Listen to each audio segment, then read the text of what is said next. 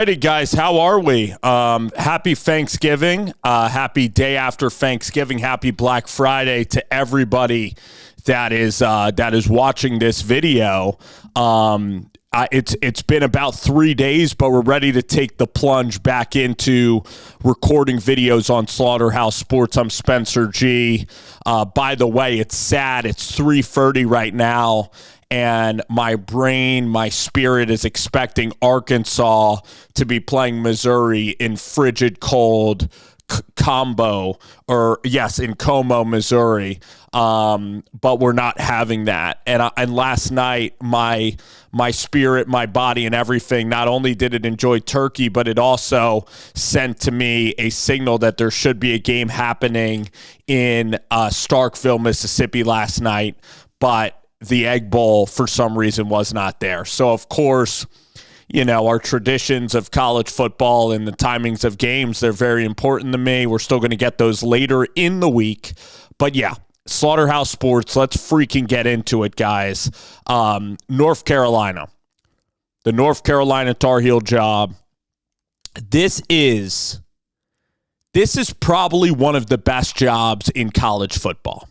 I'm going to argue first why it's a great job. Okay, that's what I'm going to do first, and then I'm going to pull up, some of our head coaching candidates that we have for this job. So one, the job is great because North Carolina, the state, is a great place to recruit. I mean, there's so much talent that comes out of Charlotte. There's talent that comes out of Raleigh. There's talent that comes out of Fayetteville. There's talent that comes out of Greensboro. There's big-bodied kids. You get line of scrimmage talent. You, of course, get quarterback and wide receiver talent. People are moving to the Carolinas. It's a beautiful place to live. Chapel Hill specifically is an unbelievable college town. I've personally been to Durham. I've been to Chapel Hill. I've had friends that have gone to North Carolina.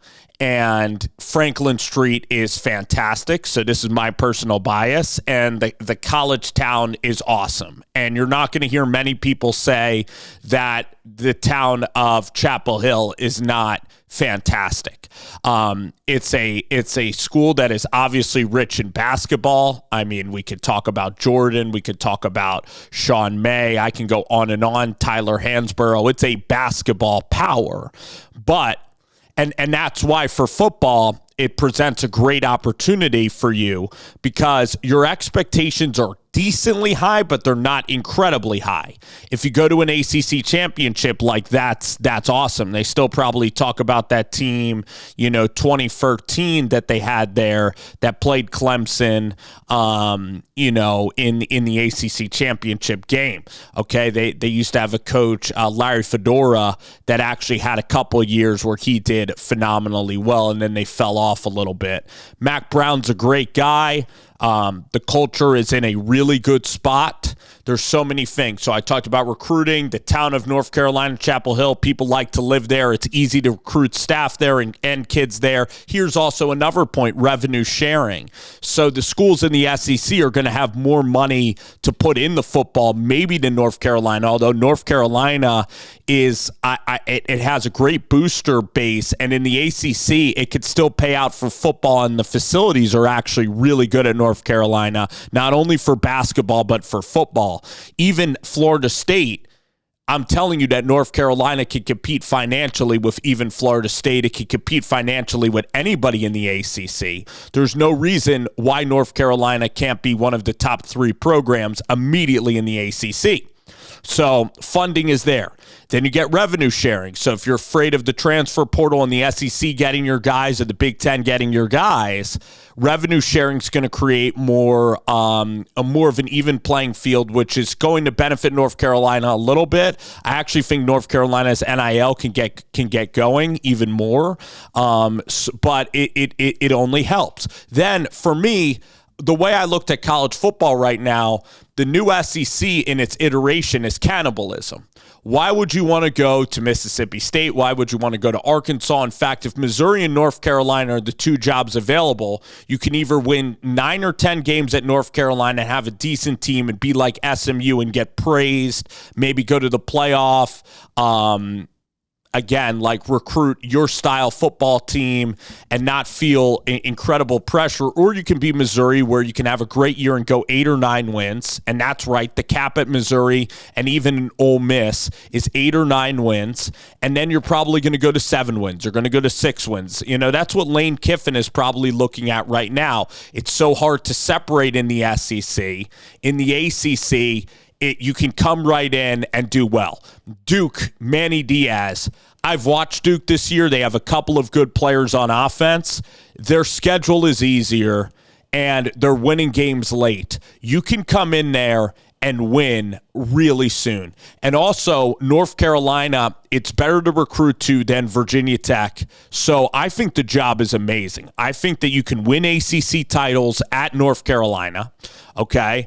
Clemson doesn't take people in the portal. Clemson is going down. That conference is right there for the taking. Even SMU has a great chance to win the conference in its first year. They're an American Conference team. Rhett Lashley's doing phenomenal. But yeah, why can't North Carolina with a great coach compete with an SMU? Why can't they compete with a Clemson? Why?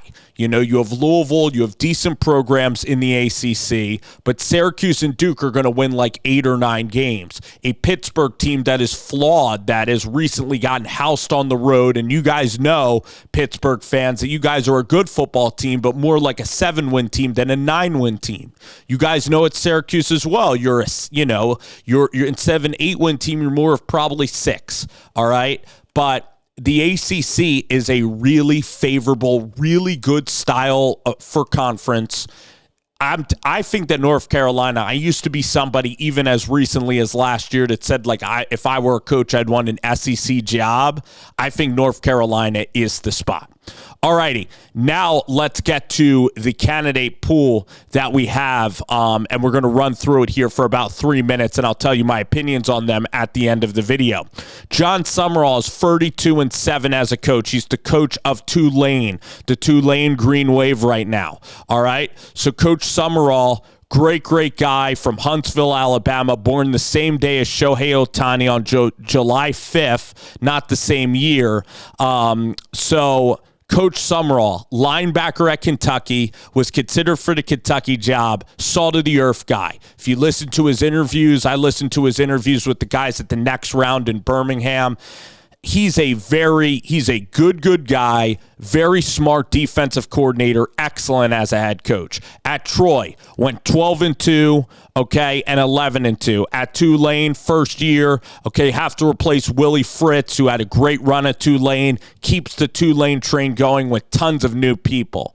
Hires Joe Craddock, who flamed out with Chad Morris at Arkansas, and Craddock, who's still very young at 42, has done a great job bouncing back. Again, Joe Craddock, by all accounts, a great guy, and I'm happy to see Craddock bounce back with Jon Sumrall.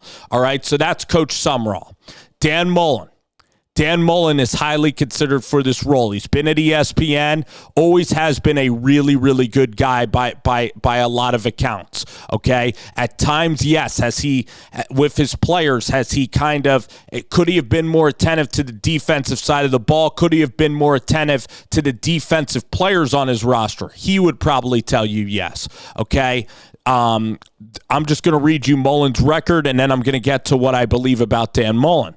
So Dan Mullen's overall record as a head coach, 103-61 at Starkville, where you remember the epic years of Prescott. 2014, a 10-3 year, was ranked number 1 in the country. 2015, he goes 9-4. He had Nick Fitzgerald one of those years. Okay, he's had good receivers. He had that bowling ball of a great running back there.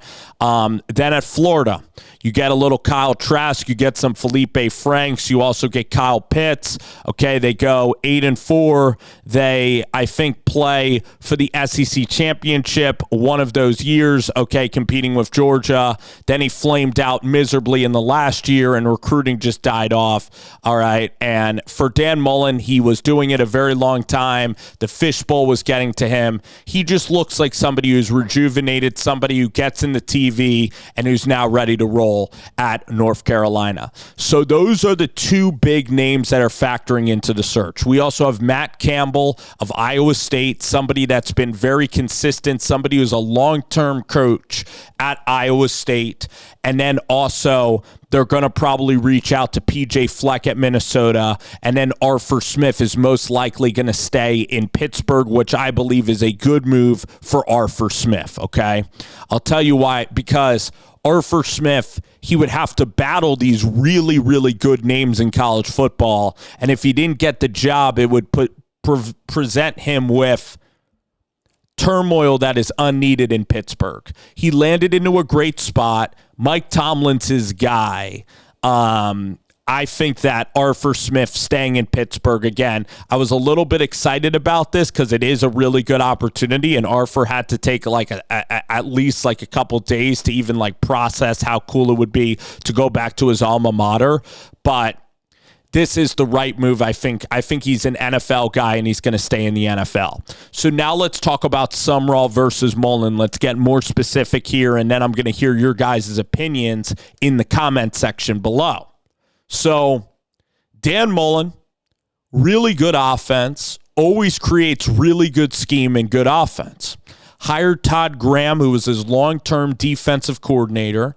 His weakness at Florida, again, is that Florida is kind of a harder job to recruit to. At Mississippi State, he coached up 3-star guys. So he was someone who developed and coached up players. This was really before the transfer portal era.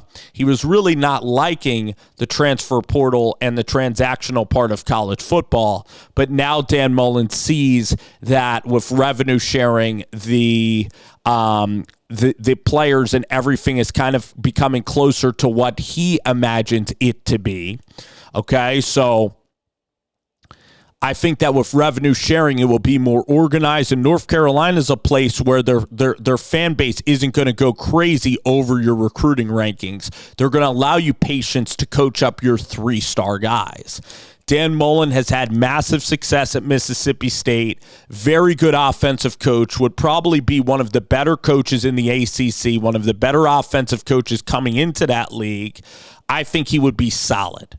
Jon Sumrall probably has a higher upside because Jon Sumrall has won at every level. Now, Jon Sumrall just got to New Orleans, just got to Tulane. He's somebody, again, who it was tough for him to leave Troy. He's not somebody that, I just don't think he's somebody that's used to bouncing or wants to bounce very quickly again. I guess at Troy he did that, but I think he wants to build something sustainable at Tulane. The point is for Jon Sumrall is if he gets this opportunity, I think it's the long-term job. I don't think that North Carolina is a stepping stone job. I really don't. So if Oklahoma came open, would you want to take Oklahoma and go 7-5 or 8-4 playing that schedule, or would you want to stay at North Carolina? So Sumrall is really good. I like Jon Sumrall as well. I do like Dan Mullen. I like these guys. I'm biased towards them. I think that they're good guys, and they're also really good coaches. Matt Campbell, good guy, very, very good coach at Iowa State. North Carolina, a little change of scenery. That's not a bad hire whatsoever. PJ Fleck, similar, but I'm definitely putting the offenses of Mullen over those guys. I'm putting Sumrall and Mullen right up there.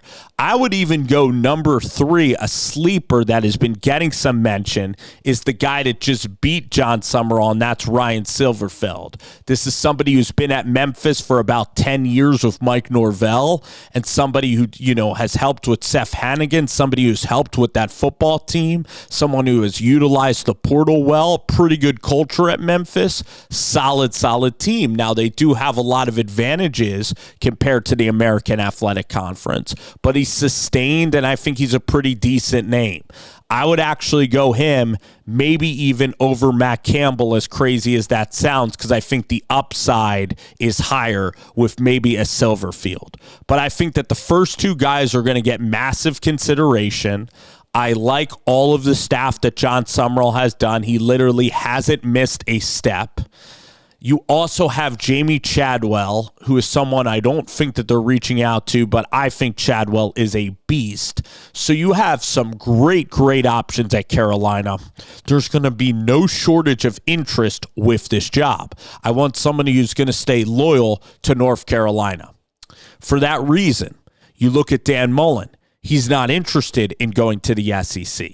He's not going to be somebody that's going to be flirting with other parts of the job. He's going to be somebody that I think will stay in North Carolina for about 12 to 14 years. So I would be totally comfortable, totally confident with Dan Mullen. I would be excited. I think he would fit the Jordan brand. I think he would love it. I might be leaning Dan Mullen. I think that if he nails the D coordinator hire, goes outside of his realm there with D coordinator, I think quarterback can get really right at North Carolina, and I think that Dan can have a really sustained run, and I think that this could be kind of his run. Okay, at 52, I think that this could be a decade-long run for Dan Mullen. For Jon Sumrall, another great hire. Again, love Jon Sumrall, authentic football coach with massive success. It's just going to depend. Again, I think that these guys are neck and neck, and I think North Carolina is doing a good job. I think Bubba Cunningham is going to do a good job with this search. Hubert Davis really worked out for Carolina. So excited about this hire, guys. What do you think about this job? Is this one of those sleeping giant jobs? What do you guys think about North Carolina? How attractive is it? What names do you think are really good fits for this program? Thank you guys for watching. North Carolina on the clock. Mack Brown, I want to say this in the last minute of my video. Mack Brown, one of the great guys in college football coaching. Mack Brown, all class, had a great run. You won't find anybody who says a bad word about Mack Brown. He is great. He had some moments there at North Carolina, okay, and has had an unbelievable career. So Mack Brown is the best. We'll see what happens with Mack. Maybe he can even continue coaching, or he'll be an analyst. Again, thinking about Mack, he is the best. All righty, guys. Thank you, and take care.